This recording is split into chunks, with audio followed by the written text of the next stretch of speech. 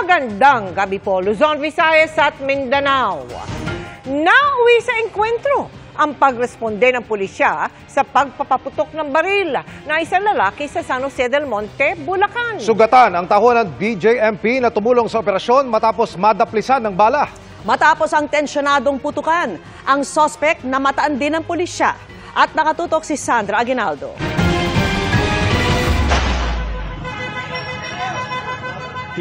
Umalingaw-ngaw ang putukan sa kalsadang ito sa barangay Luzon South, San Jose del Monte, Bulacan. Kitang ilang pulis na nagkukubli sa likod ng isang tricycle at isa pang sasakyan habang may pinapuputukan sa di kalayuan. Boss! Hello! Ang mga pulis rumisponde sa sumbong na isang lalaki ang nagpapaputok ng baril sa lugar. Pero pagdating ng pulisya, pinaputukan rin umano sila ng lalaki. Kaya nauwi sa barilan sa gitna ng kalsada.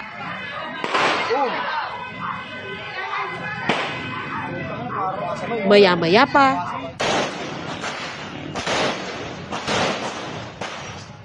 ang suspect natamaan ng mga pulis na agad dinala sa ospital. Hindi pa malinaw kung ano ang kalagayan nito sa ngayon.